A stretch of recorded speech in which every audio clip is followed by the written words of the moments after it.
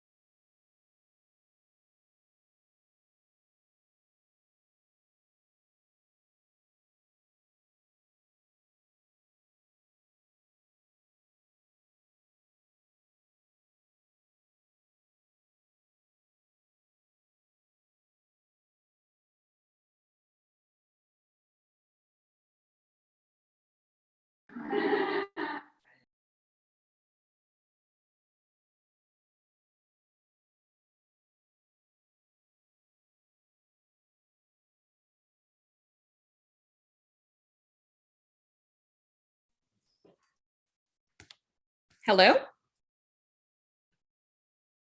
Are we testing? Hey, America. Yeah, we're testing. Gotcha. You're coming through loud and clear. Great.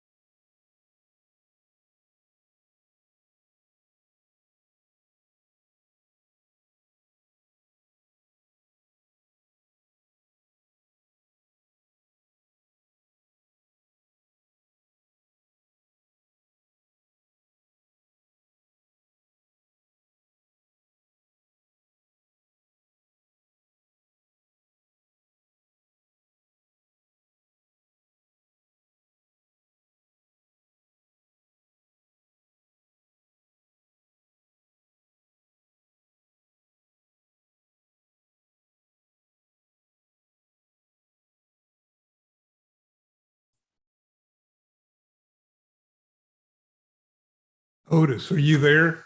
Let me give you a quick progress report. Hey, Jerry, I'm going to call you because technically we're live right now on YouTube. Okay. I'll call you right now.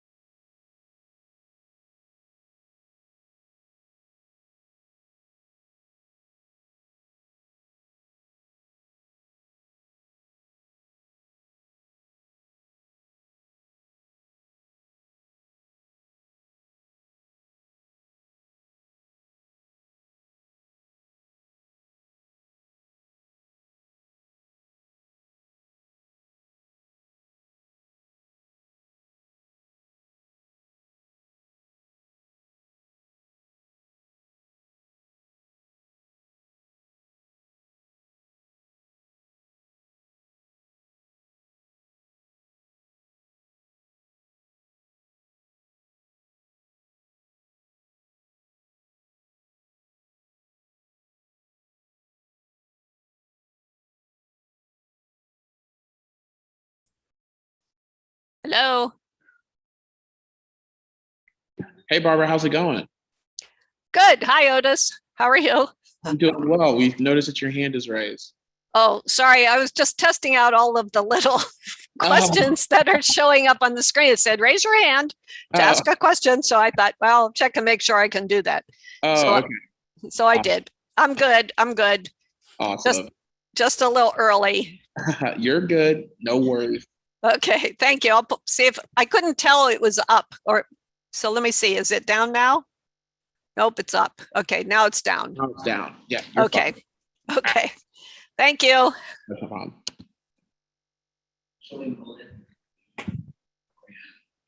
Hi, Joy. Hi. What's going on? I see that your hand's raised. No, it came on that way. Sorry. Oh, it's okay. I think you know what? I think everyone's hands are coming on raised. I think so. We'll lower everyone's hands once we get started here. Okay.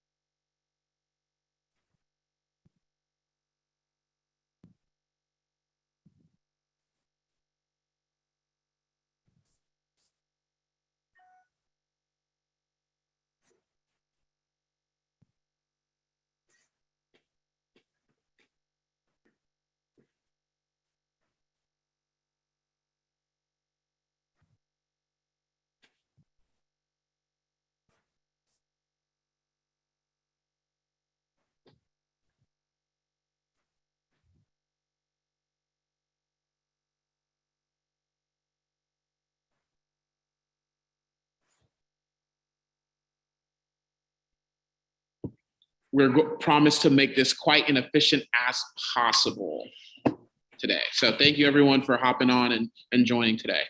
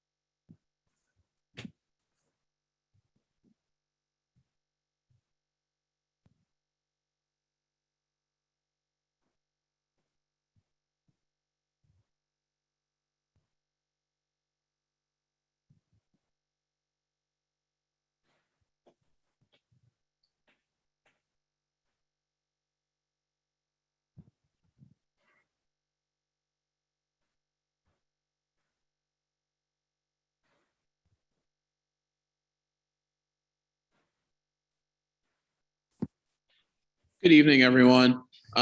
It's Otis here. I'm glad everyone's hopping on. Hopefully you all can hear me now. Apologies, I was on mute earlier, but we are getting started here soon. As soon as we're able to reach quorum, we will get started here shortly.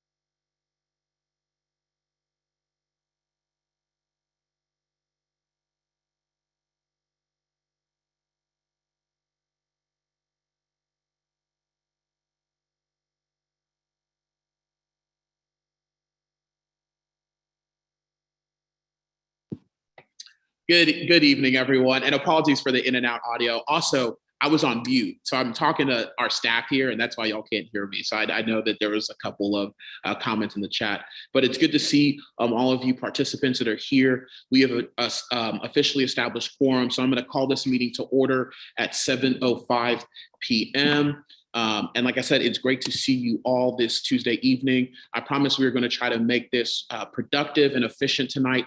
As always, I have our wonderful parliamentarian, Ted Weiskell here, who's going to keep our meeting on track.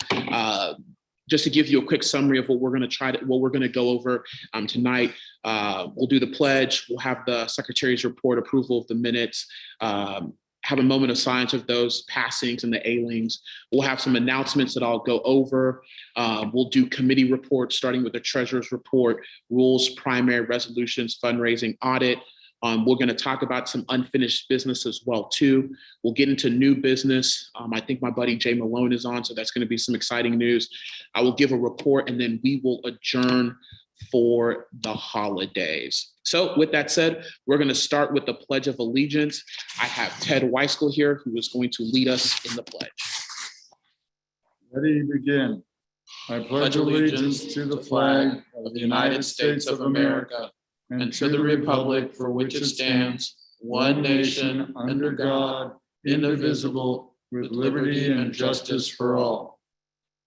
And now to the Texas pledge. Honor the Texas flag. I pledge allegiance to thee, Texas, one state under God, one and indivisible. Thank you, Ted. Very much appreciating that. And we are going to move on to the secretary's report, the approval of minutes of the August 18th, 2021 CEC report. 1 second, please. We are about to screen share the report.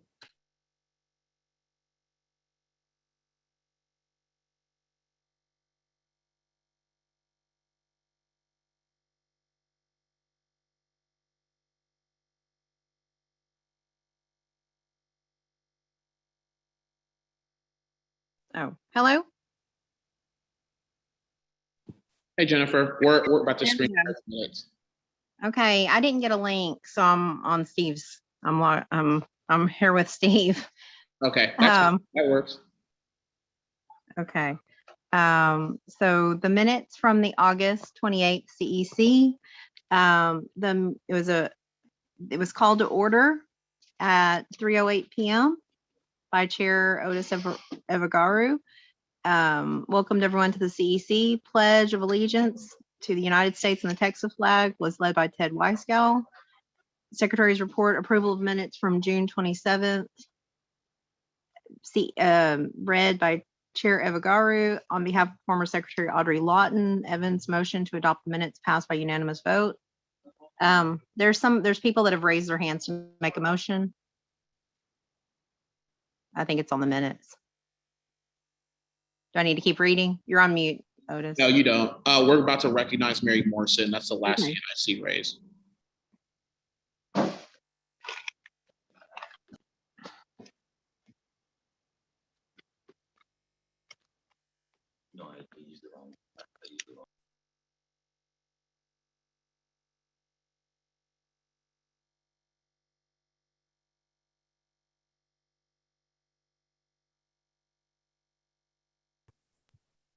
You're on mute again, Otis. Mary, you should be able to. Yes, I'm rising to make a motion to approve the minutes as presented. Perfect. There's been a motion to approve the minutes. Jill Moffitt has moved to accept the minutes be seconded. Is there any objection? I'm looking in the chat to see if there's any objection. Any raise of hands, any objections? Chuck Cruz, do you have an objection? Just a note, the resolution that was submitted on there is the Texas House Democratic Caucus Breakers. I know that's a nitpicky thing, but. Oh, okay. We'll change it, but there's no objection. Chair hearing none. Minutes have been approved.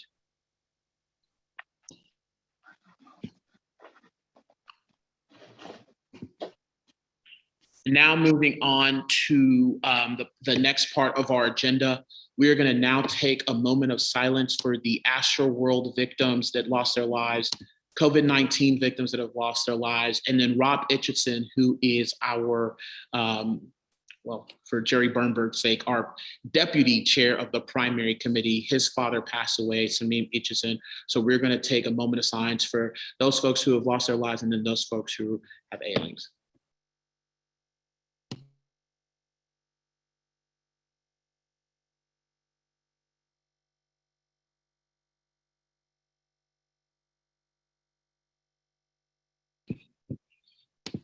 Thank you all so much for observing that moment of silence with me, our staff that's up here as well too. We're going to switch it up a little bit and we are going to head into our announcements.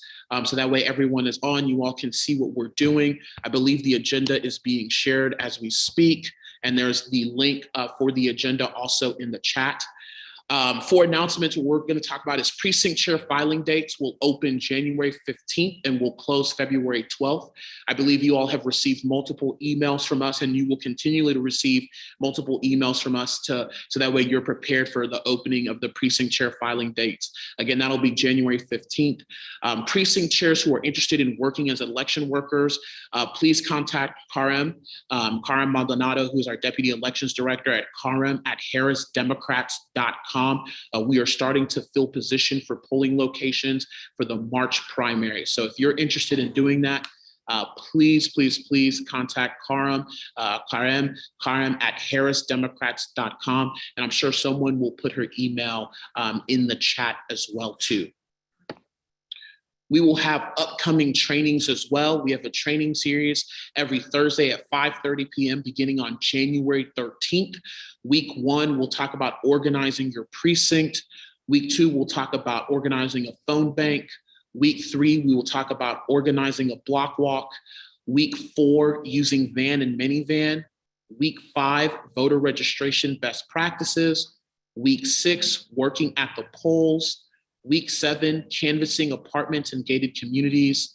And then, so that'll be part of our training series. And like we talked about when I first got in, and what the administration before I was doing is making sure that we are training everyone so that way you all are able to train the trainer. We are working with precinct chairs like Jane Lesnick and Rebecca Schukler of Swing Left, Texas, making sure that we have everyone equipped with our different tools that we're going to use to organize to win in 2022, and making sure you all know the different ways to go about it. So I'm very excited about our training series and very excited about where that's going. We also will have virtual office hours every Wednesdays from 6 to 8 p.m. beginning on January 12th to answer any questions about VAN, organizing, recruiting volunteers, and all of that good stuff. So please be on the lookout for that. And again, we will be sending out emails to you all about these different trainings and our virtual office hours. We also will be having a pod leader training in person at the Harris County Democratic Party on either January 8th from 3 to 5 p.m. or January 11th from 6 to 8 p.m. These trainings are mandatory for our pod leaders. As you all know, we are organizing at the most basic level, and that is the precinct level of clustering precincts. And so we know people have signed up. We've worked with our Senate district chairs, and we've worked with our presidents and the boards of our clubs and orgs to get our pods going and getting pod leaders. So again, pod leader training will be in person at HCDP on January 8th from 3 to 5 p.m., or you can sign up for January 11th from 6 to 8 p.m. And we will have emails sent out to make sure that you are aware of all of these dates. So it's not just me talking about it here at CEC, but you'll be able to have it in writing and have that reminder. And that is it so far with our announcements. We will put up the treasurer's report next.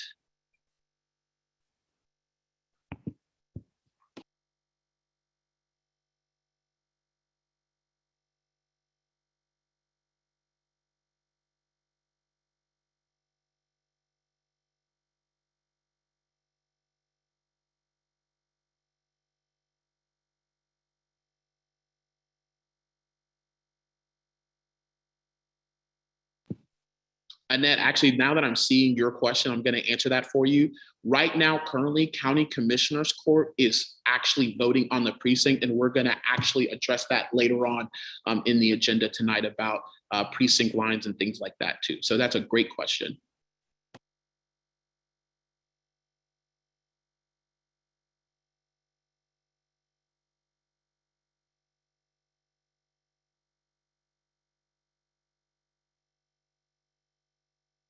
Lenora Pullman, who is our treasurer, is not on the call right now. And I think she was actually doing something tonight. I talked to her earlier. But in our corporate account, we have $816.62. In our federal account, we have $87,729.44. And in our state account, we have $74,609.68. And so that is our treasurer's report for tonight. We will move on to our Rules Committee report, which will be fun. And here is Rosales to explain the different rule changes that is going on in our bylaws. All right, thank you, everyone. I believe everybody has received a copy of the proposed changes to the rules. Can you bring that up for us? Yes, they're bringing it up right now, Rose. Okay. Do you have the red line version? If not, I have the red line version I can bring up real quickly.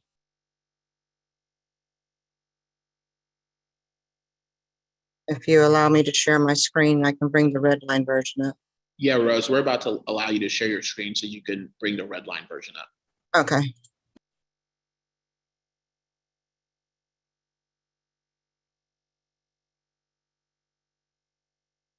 Okay. Wondering if everybody can see my screen. We can indeed. Okay. This red line version basically shows all the proposed changes that we have made. It has been sent out in compliance with our bylaws, 10 days notice prior to today's meeting. I'll just go over this briefly. As you can see, we have the original language and then the strike throughs on what language is going to be, which is proposed. Basically, addressing these particular articles. And the reason why everybody does not see the whole bylaws is because these are the only sections in which we are making changes to. Some of the changes may affect other sections, and we'll go over those sections if they are affected. On Article 5, it was previously finance. Now we're changing that to finance, or actually it was fundraising. We're changing it to finance fundraising for dual purposes. We start going into details about what the Finance Committee does. All of this was proposed new changes, new wording. As you can see, the red line that's right here, so as I'm highlighting, is just some grammatical type changes. The rest of the document is basically additions on processing how the budget is to be reviewed, giving more clarification as far as what the Finance Committee is supposed to do, what their duties are, and how items are going to be presented for budget reviews when it comes to budgeting times.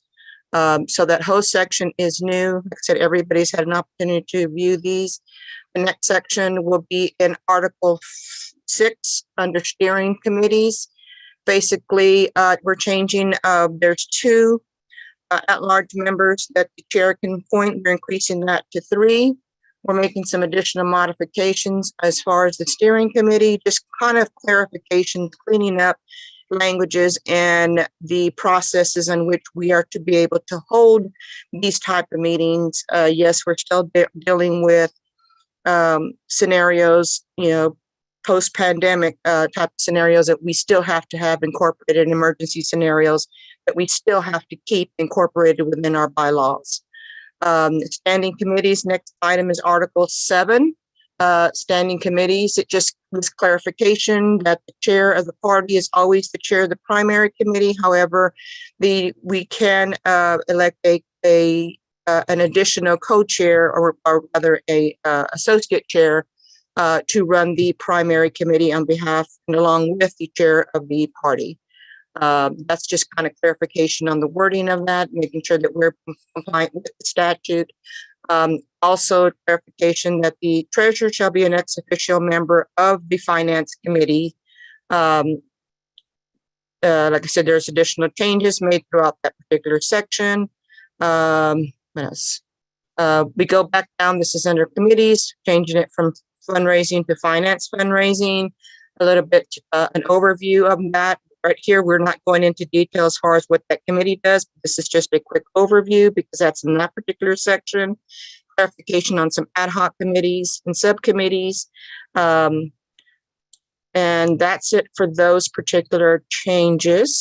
Let me go into the next set here. Real quickly. Close that one. And let me share. And now let me share one more, just a quick second.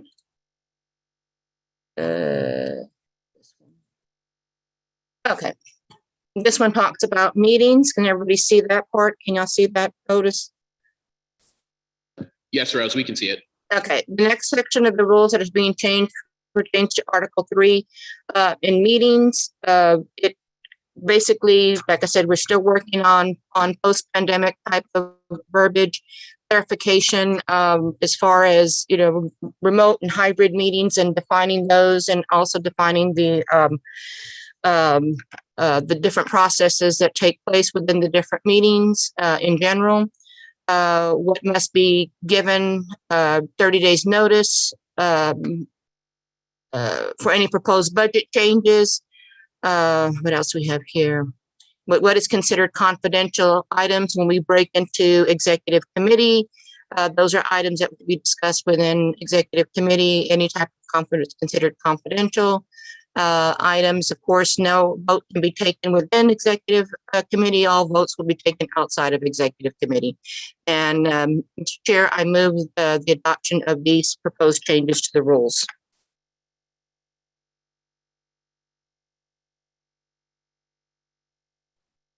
There's a motion motion on the floor to adopt the new rules. Is there any objection? I see some hands raised, so let's take the poll off, please.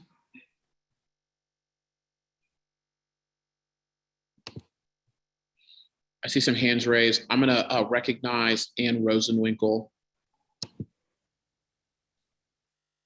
Sorry, that wasn't about this issue.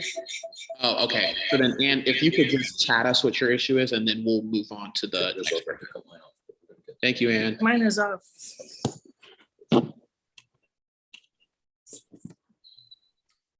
I'm gonna recognize Philip McNutt.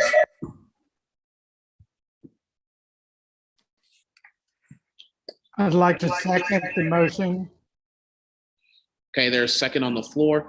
We are, is there any objection? Turn on your audio. You're muted. Any objection? Chair hearing none. We are, motion to vote on the rule changes and rule adoptions is now live. And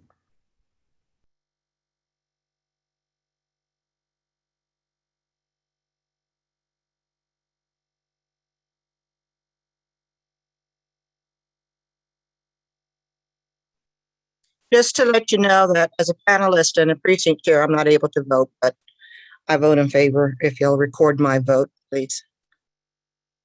This is Rose Salas. Thank you, Rose. Noted.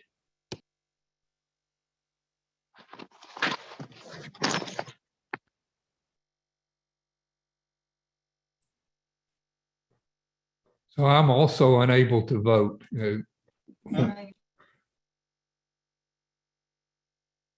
Halverson, Jim. Oh, yeah. I vote yes. Yeah. Steve Halverson. Y'all have us as a panelist still, so. Yeah. Please record my vote as yes. Gerald Bernberg, 730. Will do.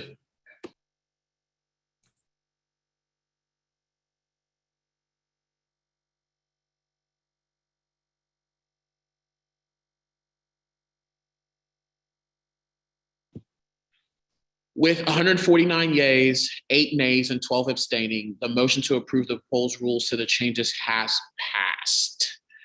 Thank you so much for your hard work, Rules Committee and Rose, in chairing that committee. We really appreciate the great work you all are doing. Thank you so much for that. Thank you, Mr. Chair. And thank you, committee members, for all your hard work. Appreciate it. Moving on to the primary committee report. Nicole Peterson will have that in lieu of Rob Itchison. Nicole Peterson is our elections director, by the way. Hello, everyone. So Rob could not be here tonight and asked me to step in for him to give a quick update. The committee has spent, we spent much time considering whether we could agree to a joint primary in order to have over 700 polling locations. We agreed that while a joint would be quite difficult, it was in the best interest of the county so that we could have that many polling locations. Unfortunately, the Republicans were unwilling to even really consider a joint, and therefore we've been limited to only 375 locations. We will have shared locations, so it will be just like last time in that there will be shared locations. You can vote anywhere you want in the county. However, there will be separate elections within each of those locations. So there will essentially be a room for Republicans and a room for Democrats.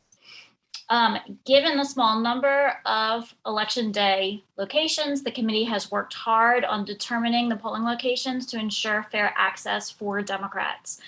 And we feel that we are very close to having a final list from the election administrator's office, and we are optimistic that we are getting really the best deal possible for the Democrats given the circumstances. So that is what we've been working on. The committee has worked hard and I think done a good job.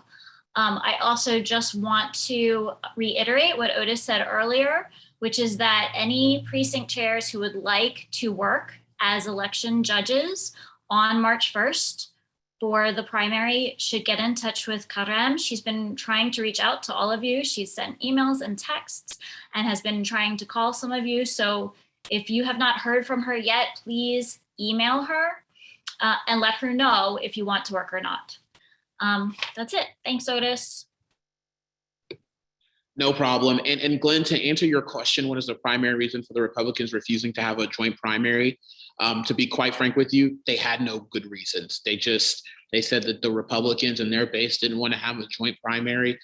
We fought vigorously. We told them that wasn't good enough. All the major counties are doing joint primaries so that way we can have more access, and they just refused. So they didn't really have a good primary reason, to be honest with you, about why they didn't want to do a joint primary, which is really unfortunate. But we did get to 375 locations, Priscilla Bloomquist.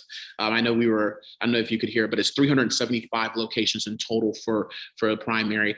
We've already started telling people, hey, look, be prepared for long lines. This is going to be a primary where folks are going to be energized. People are going to be at the poll. So please be prepared for the long lines. But in order to avoid that,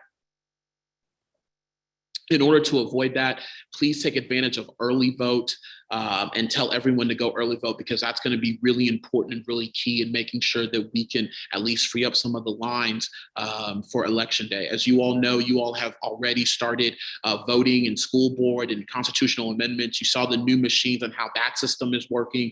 We're working with the election administrator's office to make sure that we're on the up and up and trying to help them as best as we can with being proactive in this solution. So again, thank you all for your patience. Our primary committee is doing a wonderful job. I know I hear good things. Rob Itchison, again, couldn't be with us tonight, but Nicole, our elections director, was able to give the update. So thank you, Nicole. I very much appreciate that. Our next report will be coming from our resolutions committee, which is Chuck Cruz. Howdy, y'all. I'm going to try to share my screen real quick. This is a very quick and dirty version of a HCDB resolutions committee. Sorry, I should have started off. We do have at this time 0 resolutions in debate. There's nothing that we are currently working on. So I encourage you to work amongst your SD and precinct chair buddies to come up with ideas, because this is how we make an official stance as the party on everything on earth. So please start talking to your friends. Anyways, the thing that we have to discuss is the resolution committee procedure, how we would prefer. This is not a rule, this is a procedure. So this is a guideline on how to develop and submit a resolution. And the concept is that we are hoping that this will establish better dialogue. Ideally, the concept and first draft originator will get together with a precinct chair. This does not have to come from a precinct chair. It could be a captain, could be anybody on the streets, but ideally it comes to a precinct chair first who will write it down. Then it goes to a second draft where the precinct chair submits it to their SD. Then the first time it will get a countywide review is submittal to the resolutions committee, hopefully after having been passed by the SD. Finally, or not, excuse me, not finally, the next to the last step would be submittal for the steering committee. So that would be a second countywide review for that resolution. And then finally, we hope to submit well-reviewed, well-refined resolutions and hopefully generally get a very strong adoption of whatever that resolution may be. This is, again, I cannot stress this enough, a procedure, a guideline, not a rule. It is totally possible to submit from the floor, but we believe this will produce a better, more refined resolution and also build consensus, which is very important to get something passed. We have nothing else to report at this time. So thanks very much, y'all. Thank you, Chuck, for that report. Thank you, everyone on the resolutions committee, and thank you all for your hard work and everything that you are doing. Next is the fundraising report. I will be giving that update. I am still in talks with someone about being the fundraising in what is now the fundraising and finance committee chair. The number one thing, though, is that we had the Jim Clyburn event, which you all were a part of, and some of you were able to attend, which was great. We were able to raise a little over $22,000, which was fantastic. It was a great event. He was definitely impressed. And so that was great. And so right now we're in the midst of raising money. You all will be seeing some of the new things that we're going to be doing in the new year. It's going to be fun. Susan, I did not say that there is a fundraising or finance chair. I'm actually currently talking to someone about being the chair of the fundraising and finance committee. And so hopefully that announcement will come soon, and I will let you all know who it is if this person agrees. So that is my fundraising and finance update. I will pass it on now to Adrian Ozuno, who will have the audit committee update. Thank you very much, Otis. The audit committee has a preliminary, not quite final 2020 audit. There are 2 outstanding issues that have to be resolved before we can issue a full audit. However, that does not preclude the fact that we have submitted some preliminary suggestions for HCDP to follow in the interim before that final audit is complete in order to resolve some issues that have been discovered over the course of the audit. Such things include outsourcing of compliance functions, which has already been done, some internal bookkeeping functions that are being discussed currently, increased roles for the secretary and treasurer in accordance with Article 5, Section 1 of the bylaws. I have requested a meeting with the Treasury of HCDP's bank to discover all the services that are being offered in order to maximize those services, as I am a former Treasury officer.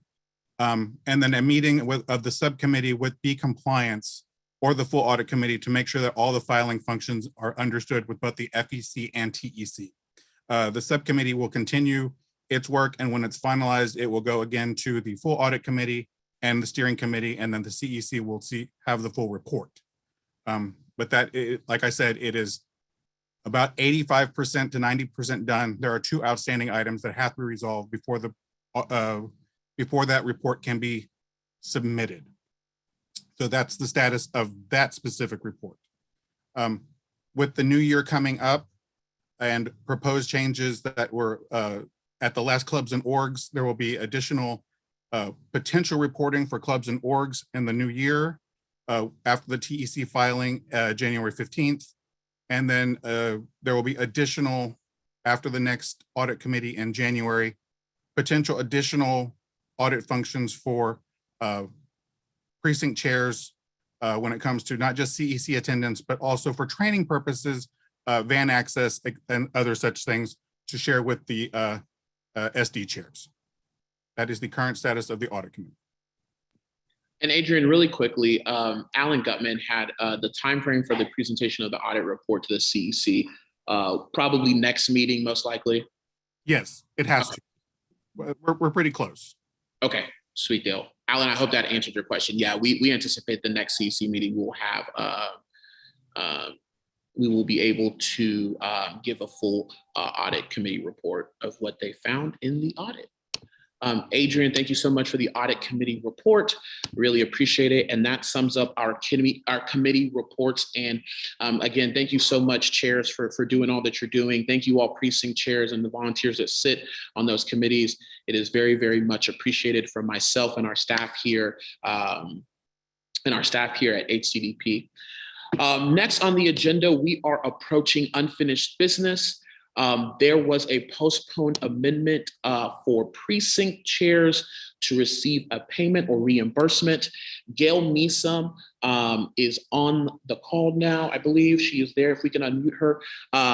Gail and I have been talking for the past couple of days, and so she's going to talk about the amendment and explain it.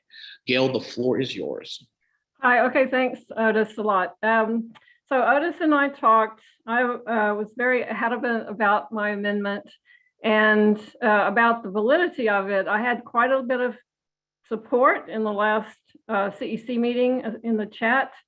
And last night, even though a lot of you may not have seen it because I sent it out late, I did send out a letter that explained my intent of the amendment, why I thought it was important, and a lot of the objections and my responses. So Otis and Jerry Bernberg both were in touch with me and have insisted, and they're the experts, not me, that it's not possible to use federal money and state money except in very restricted ways. And it would be hard to find the money that I had in mind. So in my letter last night, and you all can go read it after, I think there are other funding sources and I hold out for that. But Otis did say that there are other issues having to do with bank accounts. So I'm gonna, I sort of relented. Well, I didn't sort of, I relented, but Otis and I were able to come to a compromise, and I actually think it's a good one. I'm going to take him at his word that he's sincere and that this will be productive for precinct chairs. So what we decided is that he will form an ad hoc committee to be made up of grassroots precinct chairs. So 2, I think maybe 3 volunteers from each Senate district, just so it's spread around.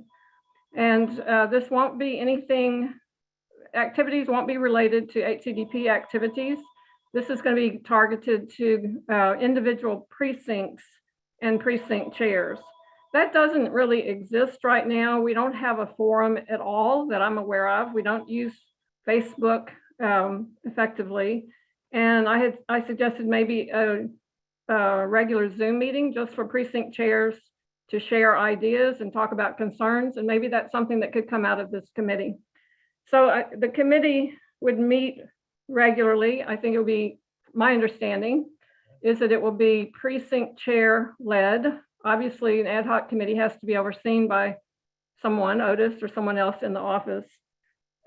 We would meet regularly, talk about concerns or activities that we have in our own precincts. This is not the pods or the swing left led activities, although those are obviously helpful, but these might be things that we already have happening or that we've wanted to have happen in the past. And it's a way for us to share across our Senate districts to learn about new ideas. I heard some good new ideas just in the emails I got after the letter last night.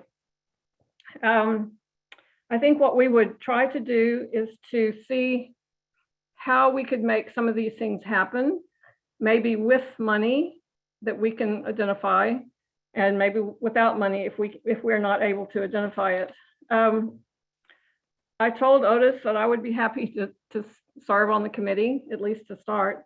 And I hope that some of you who responded with some ideas and support will also volunteer.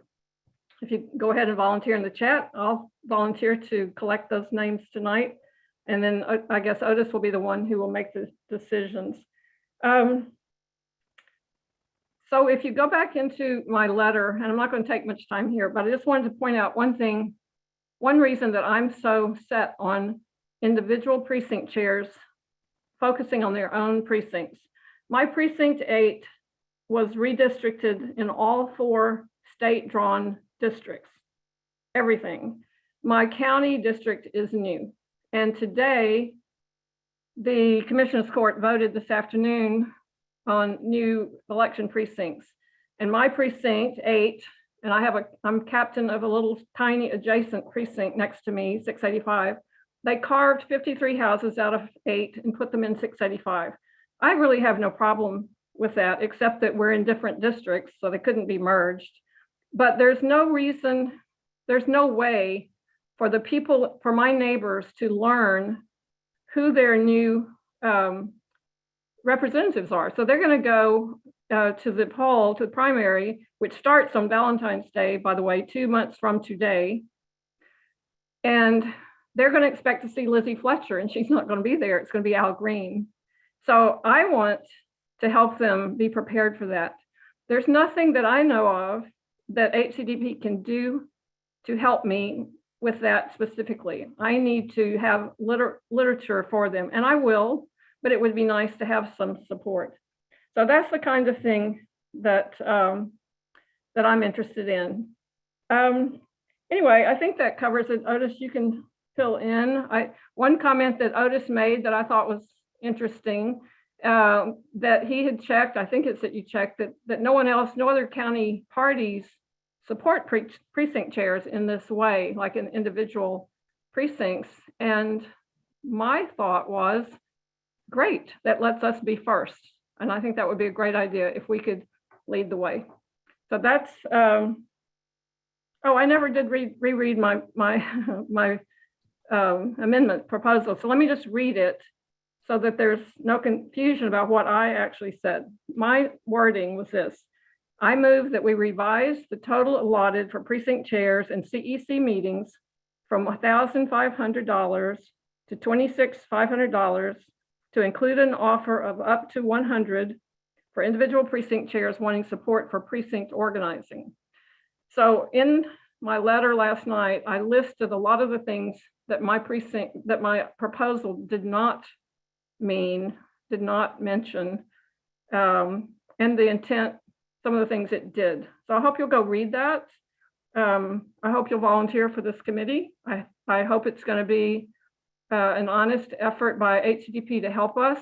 And I think it'll be good for us to have a forum that's countywide to share ideas and try to find some solutions.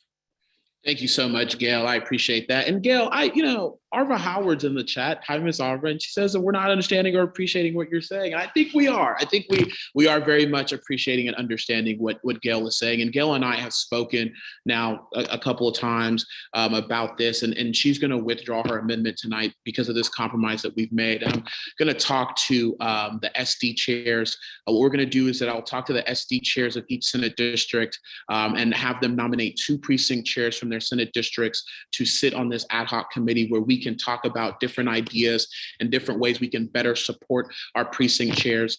We have this pod idea, and I know some people in the chat right now are talking about more of the pod ideas.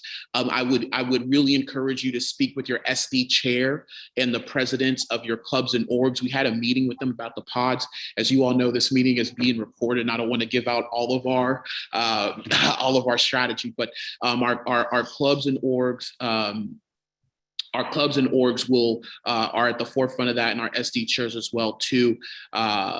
And so, Gail, I really do want to appreciate you. Thank you for collaborating with me on this idea and finding this compromise. Yes, precinct chairs are grassroots. They're the ones on the ground. And I've said this over and over and over again. Without precinct chairs organizing in our different neighborhoods and having a great appreciation for our precinct chairs, ATDP would be a little bit lost. So we definitely appreciate the work that you've done, Gail. Thank you so much for doing this. And can I say one more thing? To be truly grassroots, I hope that you'll take volunteers and not go through the Senate district chairs. I think there's some people that do things that maybe Senate district chairs don't know about, or might have a reason to. No, our Senate district chairs won't sit on the committee. What I'm saying is I'm going to get with our Senate district chairs to talk to their precinct chairs and volunteer 2 people for that committee. I know, but I'm saying why not let the precinct chairs themselves volunteer? I think there are quite a few volunteers in the chat, and I know I could find some from my letters. Absolutely, and I will let them handle that with their Senate district chairs. I want the Senate district chairs to also be able to have a hand in this and talk and have conversations with their precinct chairs. But if again, there's Gail, anybody who doesn't get permission to be a volunteer, please let me know. Thank you. That's it for me. Thanks. Thank you, Gail, so much for that. Now we are going to go into new business. For new business, one of the things that I did want to talk about before we get started was our vacancy reports. I know some folks are having some questions about that. Aliza, actually, I have talked to our parliamentarian. Your motion is actually out of order because it's not on the agenda. We can talk more offline about that per our rules. But what I did want to do was go over our vacancy chairs reports to clear up the issue about not having vacancy reports for the December 14th CEC meeting. We did not want to elect new precinct chairs or appoint them, and then have turn out that they don't live in the new precinct boundaries. Commissioners will be approving those precinct maps tonight, earlier this afternoon. I'm not sure when they approved it, but I haven't gotten knowledge of them. They have approved it. I reached out to the county attorney's office to ask them to let me know when those will be approved. But they did have the meeting today, and I think they're still in commissioner's court right now. If Senate districts will submit to the party the names and addresses of the people they would have nominated, if we had it would go the same thing as vacancy report. So what I will do is I will appoint those people using the TDP Rule 3, Section E5B as precinct chairs as soon as Commissioner's Court passes the new maps and we can verify the new precinct chairs live in the correct precinct under the new map. Then we will confirm those precinct chairs at our next CEC meeting per that TDP rule, which is probably going to be in March. But remember, all precinct chair terms expire on June 13th, 2022, including the ones I appoint in December or earlier in January, and we will confirm them at the March CEC. So those new chairs will have to file an application between January 15th and February 12th to continue to serve, and they must be elected at the primary runoff election, which will be May 24th, which is a good reminder to remind you all that precinct chair filings again is January 15th to February 12th. And if you are in a contested primary, that election won't, a contested precinct chair race, that will take place in the primary runoff, which will be in May.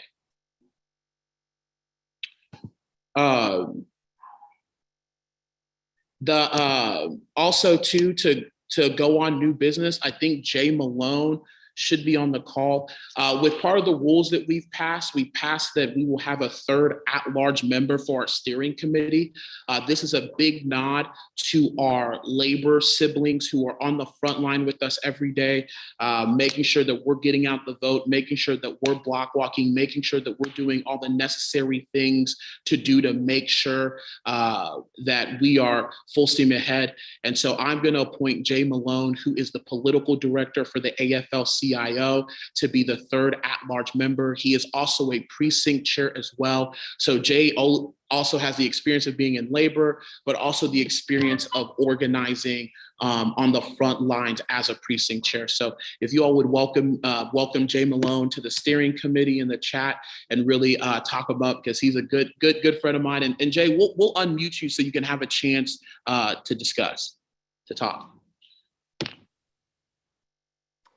All right, thank you, Otis. I really appreciate it. When we talked over the summer, this was a priority because we want to make sure that labor issues are central to any discussions within the HCDP.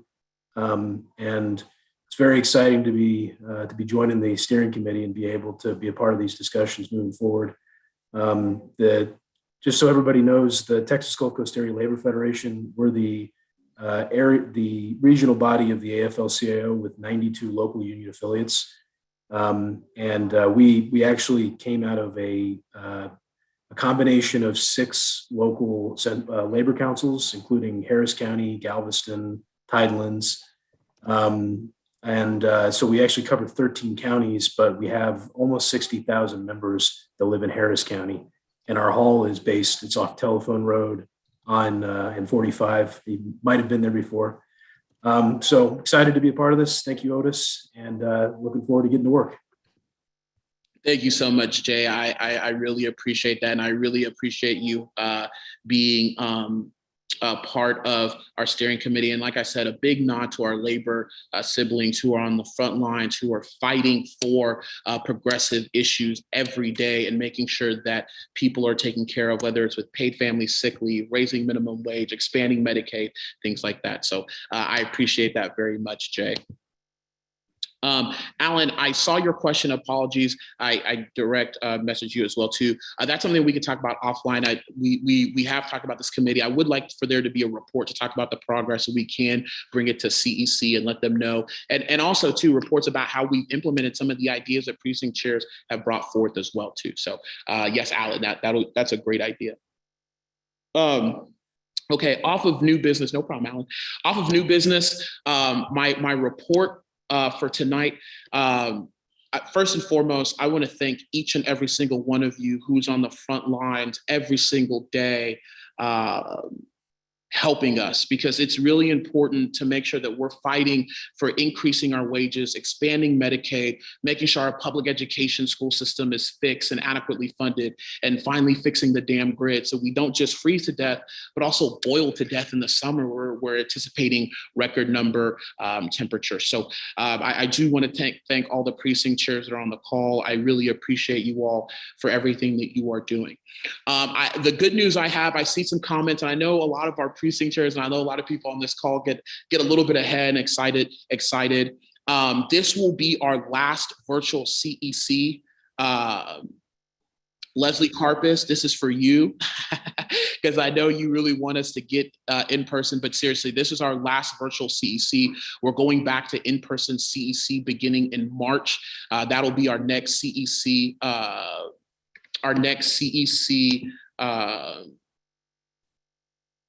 I'm so sorry. I'm just now seeing. Oh, Joy. Oh, Joy, that's part of my report. You're ahead of me, Joy. You're ahead of me. That's part of my report. I got you, Joy. I got you. So we will be doing that. We will be going to in-person meetings. For those of you that don't know, we just went through 30 days of filing, trying to get everyone elected and make sure they're on the ballot for the March primary. I just want to take this time out to really recognize our staff here at the party. As you all know, they receive phone calls that aren't always so nice. They are up late making sure that the work is being done. Kylie McNaught, who is our executive director, is amazing. Nicole Peterson, our elections director. Jordan Bowen, our organizing director. Aliza Rockford, our communications director. Cara Maldonado, our deputy elections director. America Garcia, who is now our new voter registration and training director. Laura Nomar, candidate coordinator. Mark Molikoff, who does all of our IT and data. And really, I call him our Swiss Army knife because he can do it all. Ashton Bopras, Yes, I got it right. Our operations director and Adonica, our coalitions director. These folks have been on the front lines. They have really done a good job of making sure these things go. We've been more visible than ever before. We're getting quoted in Yahoo and the Texas Tribune and USA Today, and making sure that we're on the front lines organizing in precincts.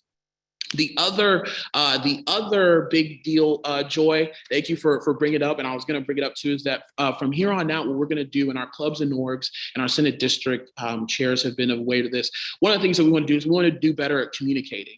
And one of the things that we are going to be doing starting in the new year is that we're going to be sending out messaging memos and talking points to our clubs and orgs, our presidents and our Senate district chairs. And we're more than happy to also send it to our precinct chairs, but we do want to funnel it and streamline it in a way where it's digestible. But probably bi-weekly talking points, bi-weekly messaging memos. So you all have that. So you all know that the things that I'm saying to the Texas Tribune, you all can say to your friends and say to if a media outlet calls you as well too. So that is the proposal that we are going to be doing, because we know it's important to have that effective messaging, not just at the kitchen table, but also when you're going door to door, when you're talking to new people who are trying to get involved, when you're talking on behalf of the candidates in the party. It's really important. So Joy, I'm actually glad that you brought that up. That was going to be part of my chair's report, so that way you all have that as well too. Again, thank you all so much for everything that you have done. I wish all of you a happy holiday, a safe holiday. Spend time with your family and friends. Please get rest. As some of you saw with our HISD school board races, we've got quite the battle coming in 2022. So please get all the fun time in, get all the rest, get all the family time in, and remember that we got quite the battle coming in 2022. And like I always say, we are going to win. There's no doubt about it. We're going to win. And with your fine help, we will do just that. And so with that said, is there a motion to adjourn?